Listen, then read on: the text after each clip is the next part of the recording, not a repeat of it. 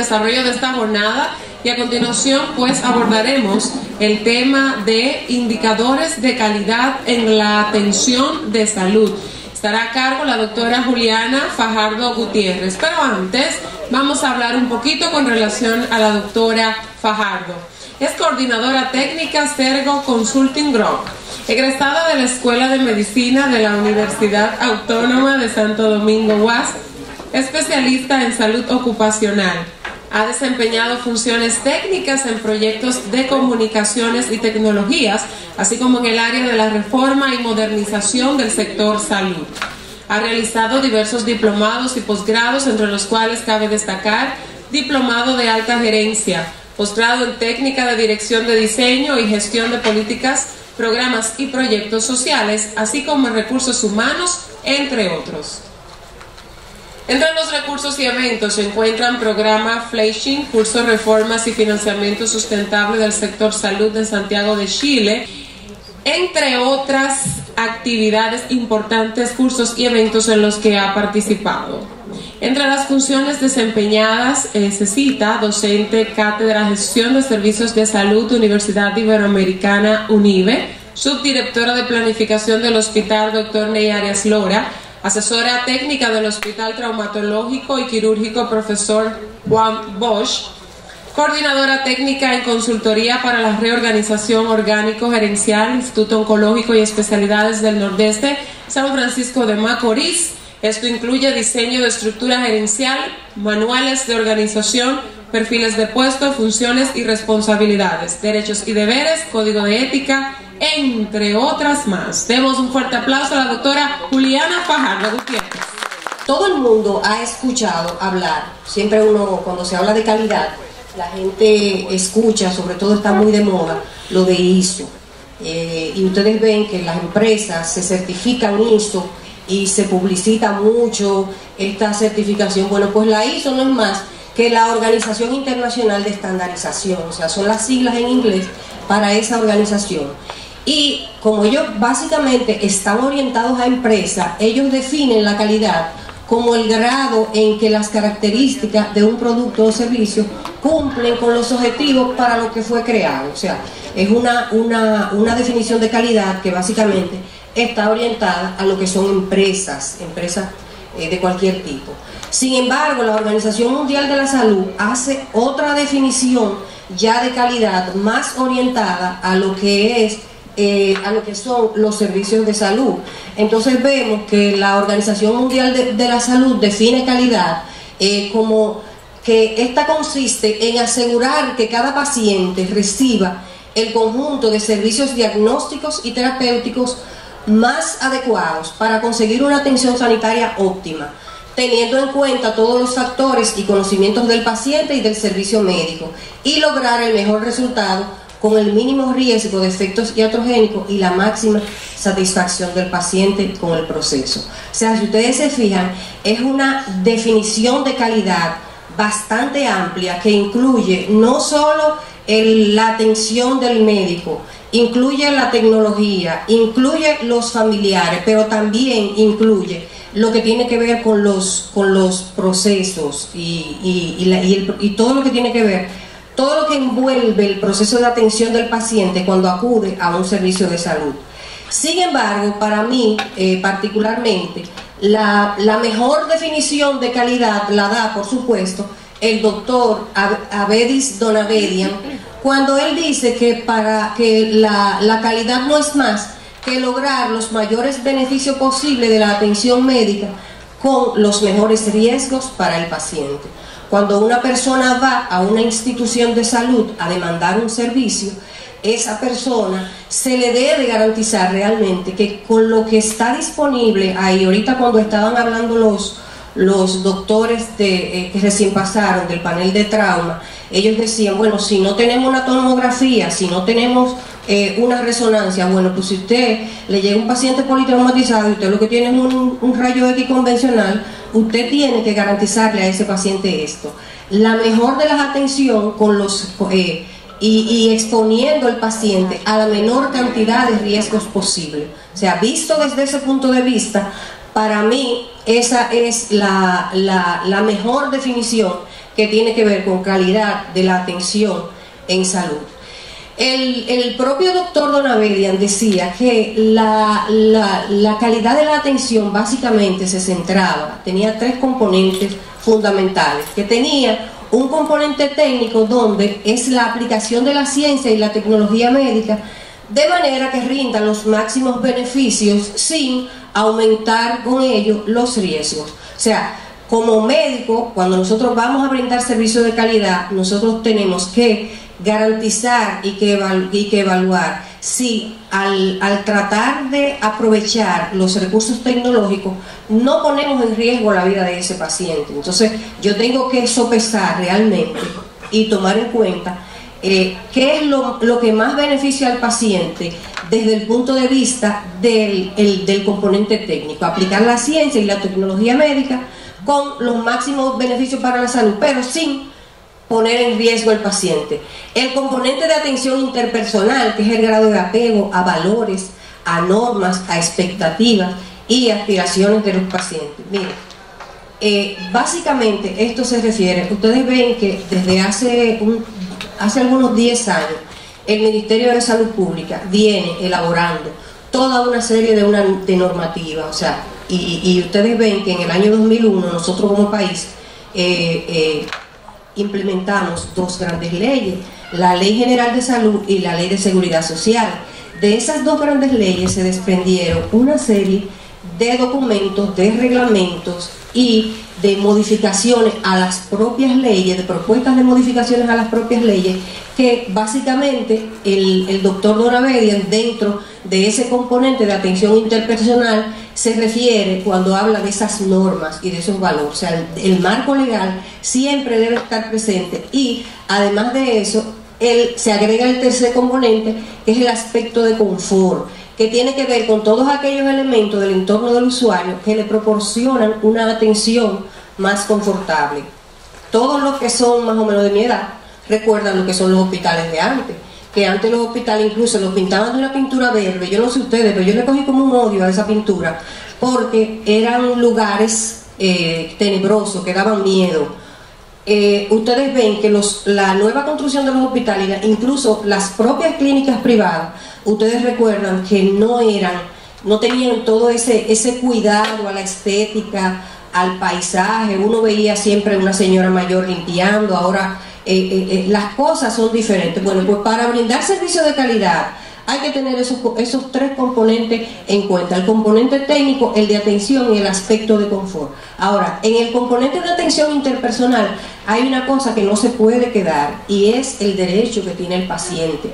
Eso incluso está establecido en lo que son las leyes, tanto la Ley de Seguridad Social como la Ley General de Salud establecen esos derechos que tiene el paciente, y aparte de eso, ese apego, esas aspiraciones que tiene el paciente cuando va a demandar un servicio de salud. Un fuerte aplauso para la doctora Juliana Fajardo, que nos ha instruido bastante en este tema de indicadores de calidad.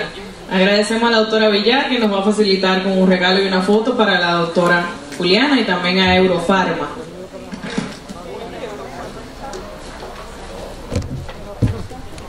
Agradecemos a Zenocian por las canastas de fruta para nuestros expositores.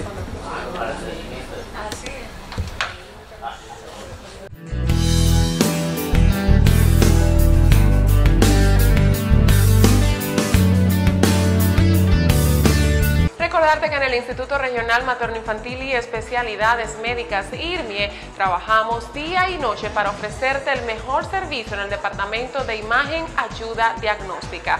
Contamos con los servicios sonografía de mamas, sonografías obstétricas, sonografías transvaginal, radiografías, tomografías 3D, ecocardiografías, Doppler, mapas, electroencefalogramas, pero lo más importante, con una tecnología de punta que garantiza 100% un diagnóstico efectivo. Y recuerda que un diagnóstico a tiempo puede ser la clave para erradicar cualquier tipo de enfermedad. Instituto Regional Materno-Infantil y Especialidades, calidad y servicio humanizado. El Instituto Regional Materno-Infantil y de Especialidades Médicas IRMI te ofrece la cartera de servicios médicos más amplia de la región sur. con especialidades y subespecialidades para adultos y niños en ginecología, oncología, cardiología, gastroenterología, urología, nefrología, pediatría, entre otras. Con la tecnología más avanzada en diagnósticos e imágenes, área de emergencia con servicio 24 horas y la cobertura de las principales ARS del país.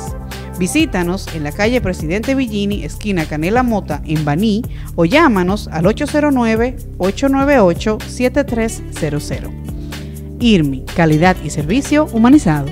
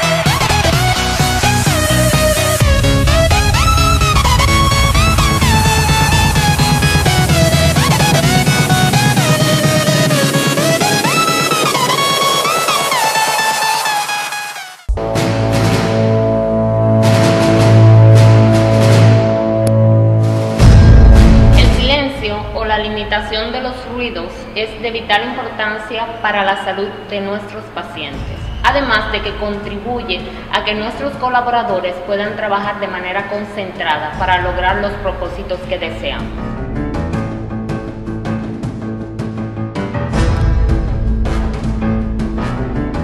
Es por esto que IRMIE implementa su campaña Necesito tu silencio, cuya finalidad es crear una cultura para erradicar los ruidos.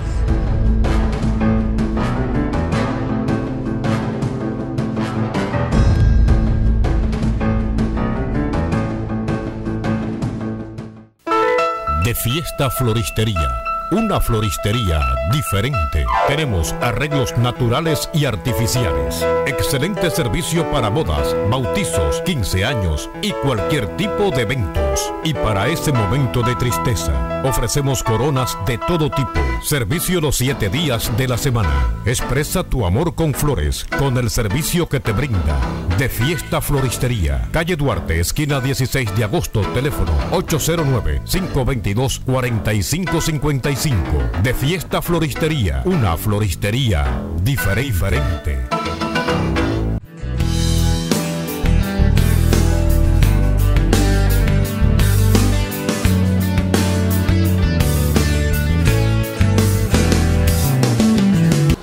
Entonces continuamos con nuestra jornada científica. Ahora pasamos con la doctora Tania Guerrero, que nos va a hablar sobre abordaje de pacientes con dolor de pecho en emergencias.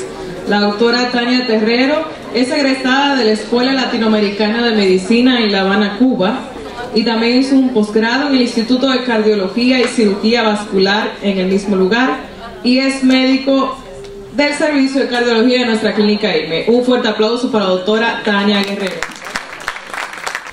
Y abordar un tema el cual es sumamente importante para todo médico que hace servicio en las emergencias, que es el dolor torácico. El dolor torácico es una de las entidades más frecuentes de consulta en las emergencias, y para todos nosotros que trabajamos en salud es sumamente algo de temor, porque cada persona que habla de un dolor torácico enseguida piensa como que es algo ya de que el paciente se va a morir. Entonces hay que tener en cuenta, y precisamente para esto es la conferencia, no es que le voy a dar una hora de manejo, de que es el infarto, de cómo no. La idea es que tengan en cuenta que no siempre que hay un dolor torácico es porque el paciente está ante un síndrome coronario.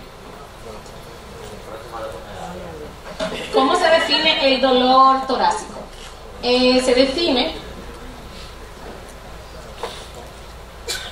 Se define como dolor torácico agudo a cualquier sensación álgida o molestia equivalentes, que eso lo vamos a ver más adelante, síntomas que presenta, y no siempre es dolor precisamente, localizada en la zona correspondiente entre el diafragma y la base del cuello.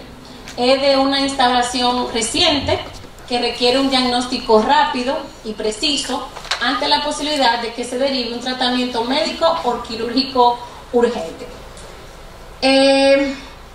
Ante la llegada de un paciente con dolor torácico, hay que hacer la valoración inicial, va a ir orientada en discernir si realmente este paciente estamos ante una entidad que tenga un alto riesgo de una enfermedad mortal. ¿Por qué el interés? Bueno, porque 5 al 20% del total de las urgencias, solo la mitad de los pacientes que llegan con dolor torácico presentan un síndrome coronario y solo la mitad se confirma finalmente. Por tanto, muchas veces puede cursar con que hay ingresos y gastos innecesarios. El dolor torácico tiene una etiología muy diversa, es una enfermedad potencialmente mortal. Es importante el tiempo. Ante la llegada de un paciente con dolor torácico, el tiempo va a ser la parte clave para diagnosticar y verificar si estamos ante un paciente con una entidad que lleve un tratamiento sumamente rápido. Cuando estamos ante un paciente con dolor torácico, muchas veces el diagnóstico se va a dificultar por varios parámetros. Uno de ellos es que existen muchas estructuras que están inervadas por fibras sensitivas correspondientes al mismo nivel. Por eso que otras entidades que no tienen nada que ver con el corazón y el síndrome coronario pueden cursar igual con un dolor torácico. Puede verse una enfermedad banal o ser la expresión de un proceso potencialmente mortal. La correlación entre la intensidad del dolor y su gravedad es mala y totalmente subjetiva. Y la herramienta principal que vamos a usar es el electro, el cual muchas veces no va a presentar ningún síntoma, ninguna alteración. Lo que sí va a depender mucho del tiempo que el paciente llegue con el dolor torácico a la emergencia. No es lo mismo un paciente llegar con el dolor acabado de instaurar a que un paciente llegue cuando tiene horas con el dolor. Entonces, ¿qué vamos a tener? Una incertidumbre diagnóstica, porque el dolor torácico abarca tiene un abanico bien amplio de cuántos diagnósticos podemos pensar. Entonces, el paciente nunca va a llegar con un diagnóstico en la frente, nunca va a decir, ay, me duele el pecho porque tengo un infarto. Siempre va a decir, algunas de las frases típicas del paciente es como que siente un peso en el pecho, muchas veces dicen como que alguien lo está ahorcando, puede ser que se le irradie a cualquier otro lugar, como si le arde el pecho, como siente una punzada, como si estuviera encima de su pecho. Además del dolor torácico, que el paciente puede presentar, bueno, va a haber varios síntomas. Entre los síntomas acompañantes podemos tener falta de aire, sudoración, puede haber palpitaciones, puede haber una debilidad, puede haber fatiga, vómitos, náuseas, mareo y taquicardia. Cosas que nos hacen confundir y pensar en otras entidades. Entonces, cuando llega un paciente a la emergencia, ¿qué es lo principal? Vamos a tener dos cosas principales y a partir de ahí que podemos hacer un buen diagnóstico ante un dolor de pecho. Es la realización de una buena historia clínica. A la hora de hacer una historia clínica, eso va a depender mucho de la calidad de la anamnesis. ¿Qué vamos a tener en cuenta? Factores de riesgo que nos pueden orientar a si este dolor de pecho realmente lleva a un importante diagnóstico y un tratamiento en el momento. Entonces, ¿cuáles son los factores de riesgo importantes que hay que ir descartando? Si el paciente es diabético, si es hipertenso, si es obeso, si es fumador, si hay antecedentes familiares, si tenía antecedentes previos de cardiopatía isquémica, para ir descartando otras entidades que pueden dar dolor de pecho, como tromboembolismo, que lo vemos muy frecuente, si el paciente ha tenido una cirugía de miembro inferior reciente, alguna cirugía, encamamiento prolongado, si tiene enfermedad de coagulopatía. Entonces, ¿qué vamos a tener en cuenta ante el dolor? Siempre preguntar, tener hacerlo como un interrogatorio ante estos parámetros. Por ejemplo, tener bien en cuenta la aparición. ¿Cuándo apareció el dolor? ¿Ante qué apareció el dolor? No es lo mismo un dolor en reposo que un dolor al ejercicio. La localización, porque el dolor de pecho puede tener varias localizaciones dentro del pecho, si se irradia el dolor, la intensidad del dolor, característica del dolor, porque lo describen como una opresión, como una punzada, como un ardor, con qué se alivia, si con el reposo, si con algún analgésico, qué tan frecuente da el dolor. No es lo mismo un dolor que te dé una vez al mes, una vez a la semana, o te dé constante, principalmente cada vez ante un ejercicio físico. ¿Qué tiempo dura? Y síntomas acompañantes, que fue lo que mencionamos anteriormente. Entonces, el dolor torácico, ¿cómo lo vamos a clasificar? Lo vamos a clasificar en cardíaco, que este puede ser isquémico y no isquémico. Dentro del no cardíaco, ¿cómo lo vamos a clasificar? Respiratorio, musculoesquelético, digestivo y psicógeno. Entonces, dentro del cardíaco podemos tener isquemia, angina de pecho en sus varias presentaciones, infarto agudo de miocardio, estenosis, insuficiencia aórtica. Estas tres, que son valvulopatías, y esto es miocardiopatía hipertrófica, que es cuando hay engrosamiento del ventrículo por diferentes causas, produce isquemia funcional, como es también la anemia y la hipoxia severa. Dentro del no isquémico está la disección aórtica, la pericarditis y prolapso de válvula mitral. Dentro de los no cardíacos, que vemos frecuente, está el respiratorio, que es el tromboembolismo pulmonar, que ya sabemos que es cuando hay que tener en cuenta los factores de riesgos, si el paciente es encamado, ya lo que habíamos hablado anterior, o alguna cirugía reciente. El neumotórax. Muchísimas gracias a la doctora Tania Guerrero. Ella tuvo el tema abordaje de pacientes con dolor de pecho en emergencia. La doctora Villar le hace entrega de la canasta, gracias a nuestra gente de Senocian, ¿verdad que sí? Y la gente de Eurofarma, ¿verdad? Ahí está. Déjame colarme esta foto, yo también.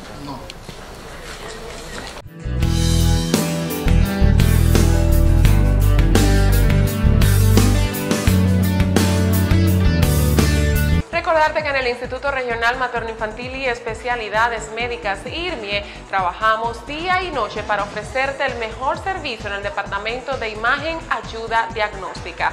Contamos con los servicios sonografía de mamas, sonografías obstétricas, sonografías transvaginal, radiografías, tomografías 3D, ecocardiografías, Doppler, mapas, electroencefalogramas, pero lo más importante, con una tecnología de punta que garantiza 100% un diagnóstico efectivo. Y recuerda que un diagnóstico a tiempo puede ser la clave para erradicar cualquier tipo de enfermedad. Instituto Regional Materno-Infantil y Especialidades, calidad y servicio humanizado. El Instituto Regional Materno-Infantil y de Especialidades Médicas IRMI te ofrece la cartera de servicios médicos más amplia de la región sur, con especialidades y subespecialidades para adultos y niños en ginecología, oncología, cardiología, gastroenterología, urología, nefrología, pediatría, entre otras.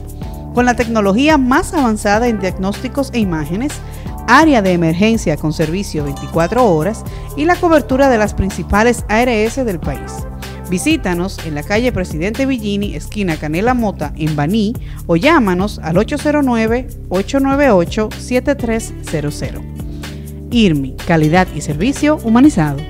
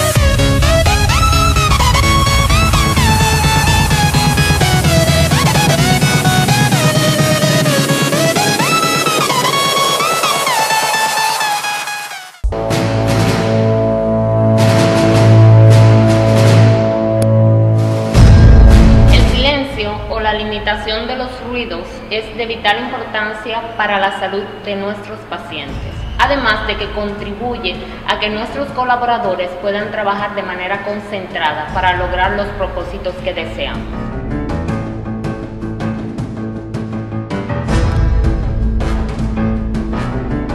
Es por esto que IRMIE implementa su campaña Necesito tu silencio, cuya finalidad es crear una cultura para erradicar los ruidos.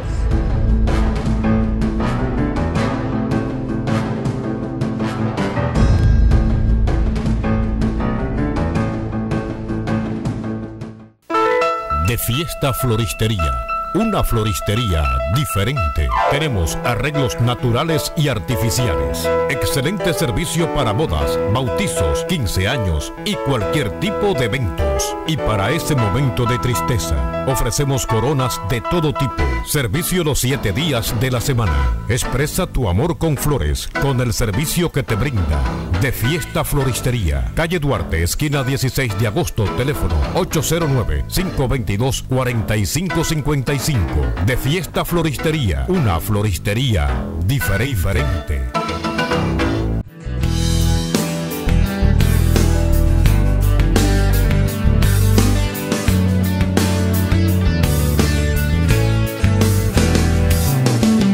Y bueno, continuamos de inmediato con la doctora Karina Ortiz. Ella nos trae el tema Hablemos de VIRATS. La doctora Emma Karina Ortiz realizó la carrera de medicina en INTEC en 1999-2004. Es posgrado en radiología en Semadoja con el aval de la Universidad Pedro Enrique Sureña UFU 2008-2011. Médico del Servicio de Imagen de IRMIE. Recibamos con un fuerte aplauso a la doctora Karina Ortiz. Es importante que manejemos estos términos. El VIRATS no es más que el Colegio Americano de Radiología desarrolló un sistema de Breast Imaging Report and Data System, que no es más que un sistema de reporte y registro de datos de imagen de la mama. Este se ha hecho en varias ocasiones, de hecho hay 5, la última fue en el 2005. Los objetivos del mismo es estandarizar la terminología y la sistemática del informe mamográfico, categorizar las lesiones, establecer el grado de sospecha y asignar una recomendación al encontrar cualquier lesión y realizar un control de calidad y monitorización de resultados. El informe radiológico debe decir básicamente por qué se indica el estudio, cuál es la composición global de la mama, la descripción de los hallazgos significativos. Es necesario hacer comparaciones con estudios previos, colocar la categoría VIRATS y además hacer las recomendaciones de lugar.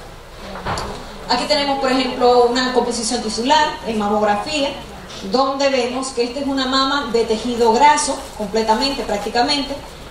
Esta es una mama que tiene escasa cantidad de tejido fibroglandular, y estas son unas mamas ya con una densidad mayor, y estas dos son unas mamas densas donde pueden ocultar cualquier lesión debajo del tejido. El informe, debemos de decir los hallazgos significativos en cuanto al nódulo, el tamaño, la morfología, la localización, la densidad, si tiene calcificaciones, la morfología, la distribución, si hay o no distorsión de la arquitectura y si el hallazgo es de aparición o de una modificación de un estudio previo. En la mamografía vemos, por ejemplo, los nódulos, calcificaciones, distorsión de la arquitectura, asimetrías, ganglio linfático intramamario, lesión cutánea, conducto dilatado solitario y hallazgos asociados.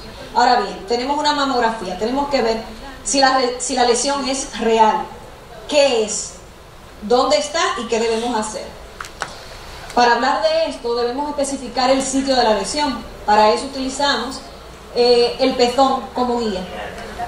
Si está por encima de este, superior o inferior. Y si está hacia arriba, acá en la cráneo caudal, si es externo o interno. Asimismo, también si es anterior, medio o posterior, de acuerdo a la localización, eso es la profundidad. Y en qué cuadrante se localiza. También podemos poner la distancia que está del pezón y de la piel. Es importante hacer comparaciones con estudios previos. Entonces, los tipos de lesiones. Es importante decir la morfología del mismo, si es oval, si es redondeada, si es irregular, si sus márgenes son circunscritos, indefinidos, antes eran mal definidos, antes se utilizaba esa terminología, si son microlobulados, oscurecidos o estipulados, si la densidad es tejido graso, si es hipo o isodenso o si es hiperdenso. Nódulo. ¿Qué cambió en la descripción de nódulo? Bueno, el término eliminó la forma lobulada como tal. Y ahora lo que se utiliza es oscurecido o indefinido. Aquí tenemos un nódulo con unos márgenes oscurecidos o indefinidos. Podemos trazar la raya por arriba, pero aquí abajo no podemos identificarlo bien. Estos son unos quistes simples. Aquí tenemos unos oscurecidos también, indefinidos. En cuanto a la morfología, si es ovalada, redondeada o irregular, sus márgenes, si son circunscritos, oscurecidos, microlobulados, indistintos o espiculados, de acuerdo a su densidad, si es una densidad grasa, baja densidad, isodenso, de igual densidad al tejido mamario o de mayor densidad. Aquí tenemos algunos ejemplos de fibroadenoma con unos márgenes circunscritos, aquí márgenes oscurecidos, corresponde con quiste, con tonos microlobulados. Esto es un fibroadenoma, y fíjense aquí, son unos márgenes indistintos, esto es un carcinoma, y esto también aquí. Así también con baja densidad, aquí tenemos lipoma, aquí tenemos baja densidad también, igual densidad e hiperdensidad. En cuanto a las asimetrías, es importante las nuevas incorporaciones que dicen, bueno, las asimetrías no es más que una imagen que tenemos en una mamografía, en una proyección que no vemos en la otra proyección. La asimetría focal es una asimetría que se observa en dos proyecciones. Y la asimetría global ocupa al menos de un cuadrante. El borde externo es cóncavo y aparece en un 3%. Y están las llamadas asimetrías en desarrollo. Estas no las vemos si no comparamos con estudios anteriores. Si no tenemos una comparación, no podemos decir, bueno, esta asimetría estaba, ahora esta no, está aquí. Entonces, ¿qué podemos hacer? Fíjense aquí, una asimetría que no podemos identificar en este lado. Aquí tenemos esta asimetría también. Esta es una asimetría focal, que la vemos aquí en el cuadrante, vendría siendo unión de cuadrantes internos. Bueno, lo primero es que quiero hacer un enfoque inicial de lo que es esta problemática, una problemática porque le voy a hablar de uno de los jinetes del apocalipsis en la obstetricia, que es la preeclampsia, los sangrados postparto, las hemorragias y la sepsis. Y ahora se ha agregado un nuevo factor, otro elemento que se está convirtiendo también en un alto índice de mortalidad materna, que es los tromboembolismos. El tromboembolismo está a la orden del día, acabado de presentar ahora en Brasil, en el último mundial que tuvimos allá y ahora en el Congreso de Obstetricia. Entonces, es hacer un enfoque inicial para que no se le pase y con esto contribuir a hacer diagnóstico temprano de esta entidad clínica. Cómo prevenirla, cómo evitar que avance y cómo disminuir la mortalidad con esto. Este es nuestro hospital, Nuestra Señora de Regla, 20 años laborando aquí. Tiene un índice de natalidad de 200 partos por mes. El índice de cesárea estaba en 48, lo tenemos en 42 ahora. Uno de los problemas de sepsis es eso, también la consecuencia de las cesáreas. Entonces, riesgo de mortalidad materno-fetal que implica esta entidad. Causa importante, esa es la tercera causa de ingreso a la unidad de cuidado intensivo. Problemas, ¿cuáles son los problemas básicos de esto? Es la identificación de ella, porque se nos pasa, le pasamos por encima, no le ponemos atención cuando nos llega una paciente que está presentando esta entidad clínica. Las que ingresan a la unidad de cuidados intensivos tienen un alto índice de fallecer en esa misma. Ya de por sí entrar ahí es un alto riesgo.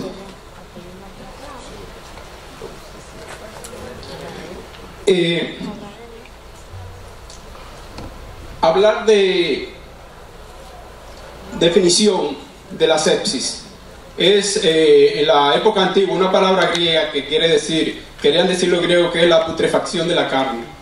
También decían ellos que es el envenenamiento de la sangre. Pero ¿qué pasa? Que nuestro organismo está en condiciones de defenderse de cualquier microorganismo, ya sea virus, bacterias, hongos.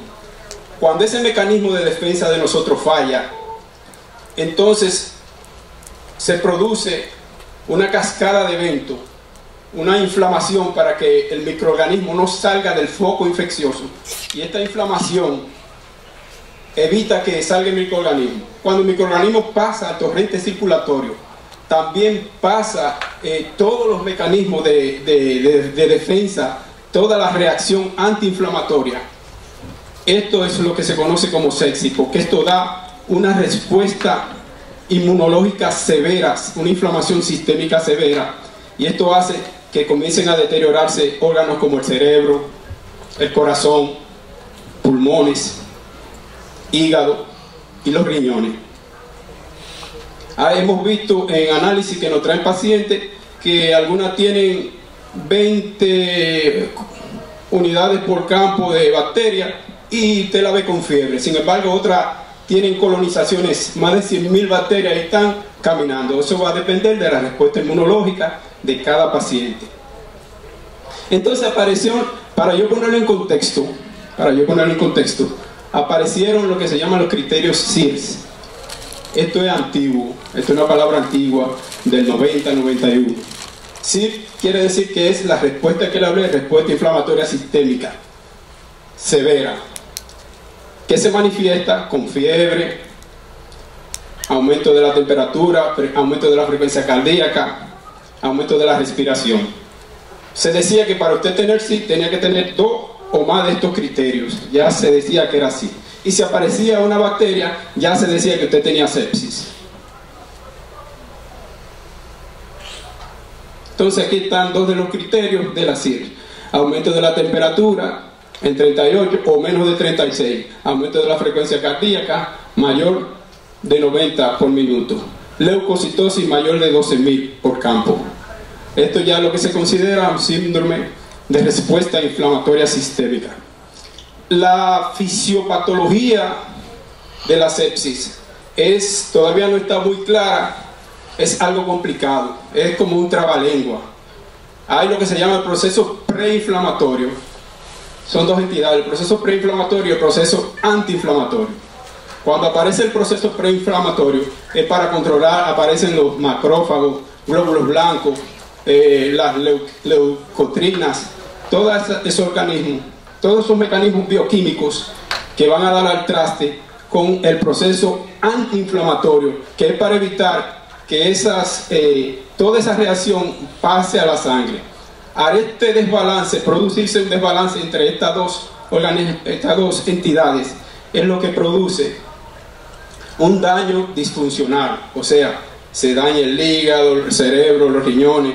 Tiene un mecanismo de fisiopatológico destructivo. El cerebro le falta oxígeno, se marea el paciente, aumenta la frecuencia cardíaca, disminuye la tensión arterial, los pulmones aparecen prostaglandinas, se inflaman los pulmones, baja el hígado, aparece la apoptosis celular, se destruyen, comienzan a destruirse células, bilirrubina, las plaquetas bajan otra vez al riñón, hay desequilibrio, balance del pH, aparece la acidosis metabólica, los lactatos aumentan, hay redistribución de flujo, el organismo manda sangre a los órganos vitales como cerebro, suprarrenales y a las coronarias, y eso hace que el riñón deje de orinar y que se le aumente la urea, la creatinina, y un sinnúmero de sustancias que se van quedando en la sangre.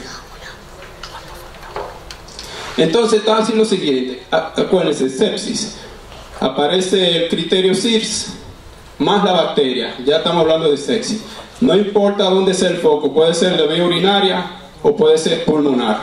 En estos días, la doctora Terrero y yo manejamos una paciente que tenía un foco, una paciente de 32 semanas con un foco infeccioso en pulmón severo. Sal al revés.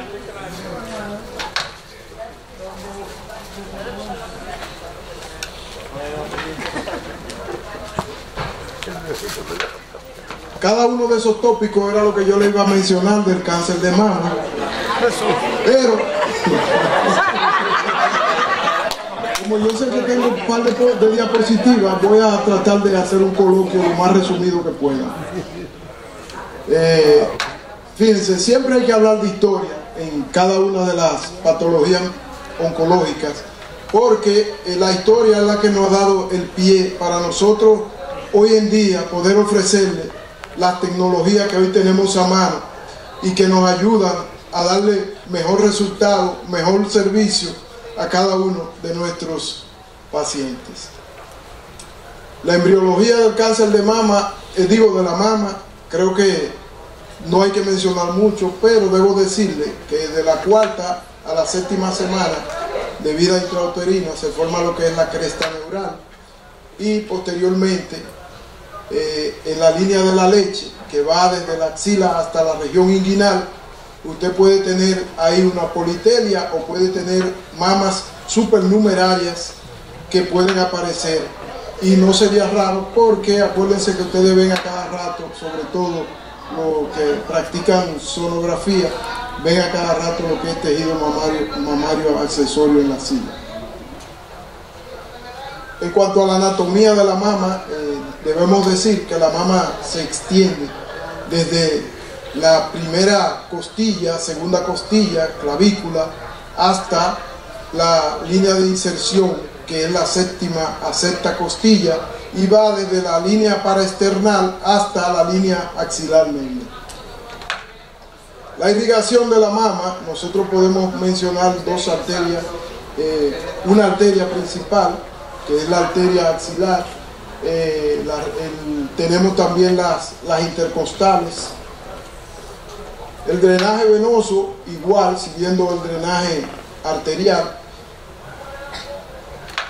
y el linfático, que sería uno de los más importantes, junto con el venoso, en cuanto a la diseminación del cáncer. Nosotros tenemos aproximadamente 3, 4, 5 ganglios en la zona 3 que ustedes ven ahí señalada, y en la zona 2 o de roter interpectoral tenemos aproximadamente 6 y 15 a 20 en el área, en la zona 1.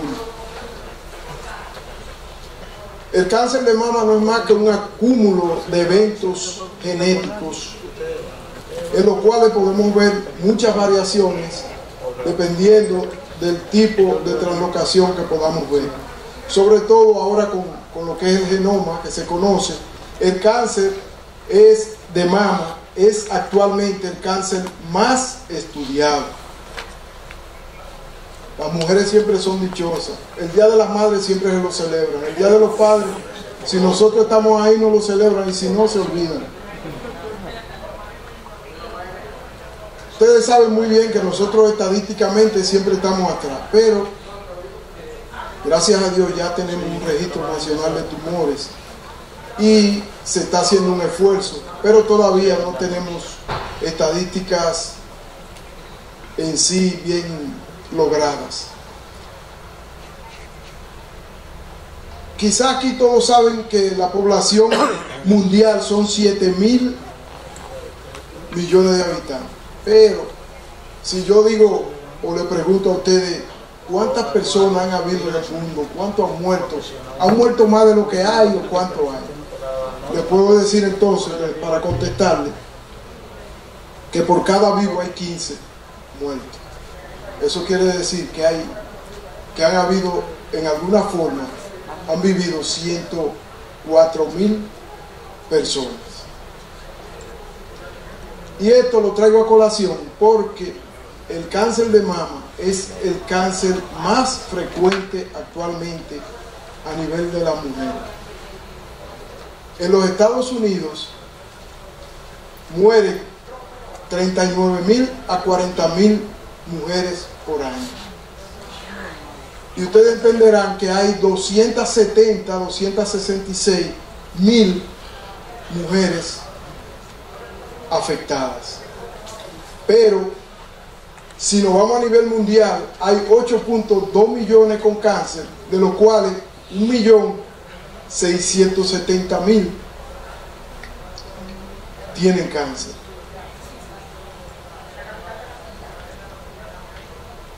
Entonces, la causa del cáncer de mama no se sabe cuál es, pero sí se sabe que en un 50% de las mujeres que padecen cáncer hay factores de riesgo. Una de las desventajas de ser mujer es esa. El hecho de ser mujer, ya tú estás en riesgo de padecer cáncer. Y una de cada 8 mujeres, de las que están aquí, las que están allá y las que andan por ahí, van a tener un cáncer. Los factores familiares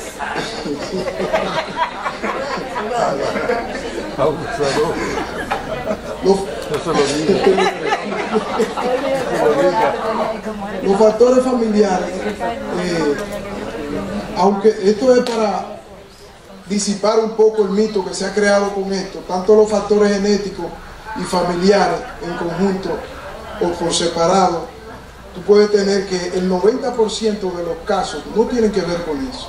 No tienen que ver con que tú tienes una hermana o que tienes un familiar, no tiene que ver con eso. Ahora bien, hay mutaciones que todos conocemos que sí tienen que ver con eso, porque son autosómicas dominantes. Y si tú las tienes, tú vas a tener un 85% de probabilidades de tener o desarrollar un cáncer. Es, por ejemplo, el BRCA1, BRCA2, que todos sabemos que se da en el cromosoma 13 y 17.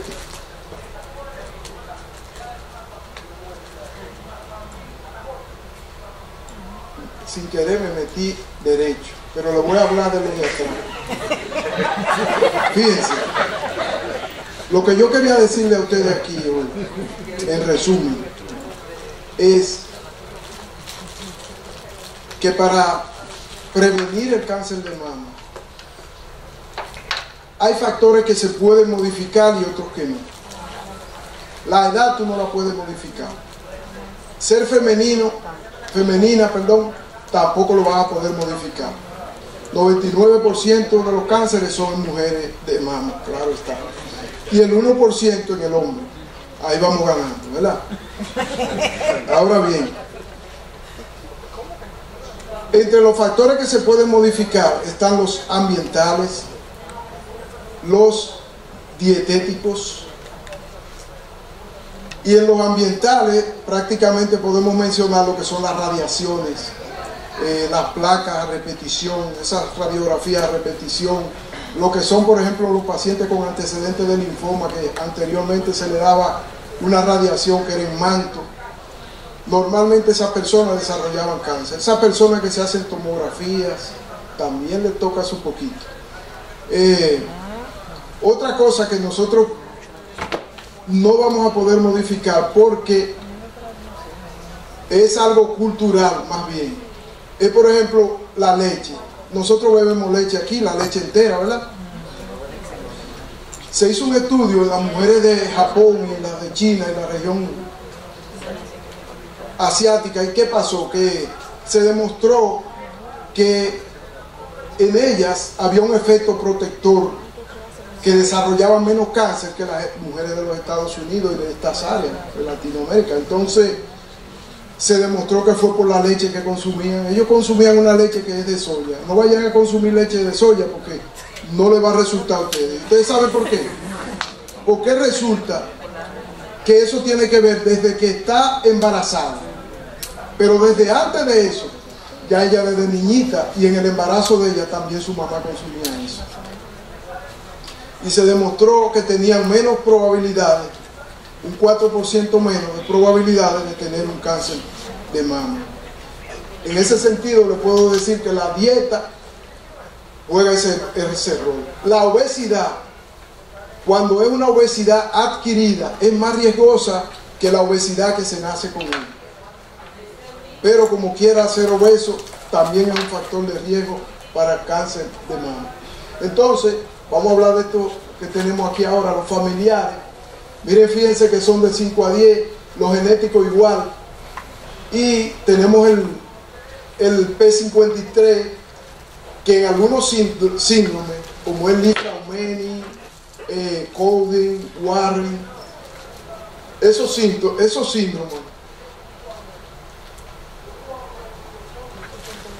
son autosómicos dominantes y casi todos desarrollan cáncer de mama. Pero, para hacerle una ligera anécdota, Angelina Jolie, que se operó profilácticamente, ella sí tenía las mutaciones del BRCA1 y el BRCA2. Los BRCA1, no solamente tú puedes tener cáncer de mama, puedes tener cáncer de ovario, sí, pero además también puedes tener cáncer gástrico o cáncer de los anexos. O sea que no solamente es cáncer de mama y de ovario.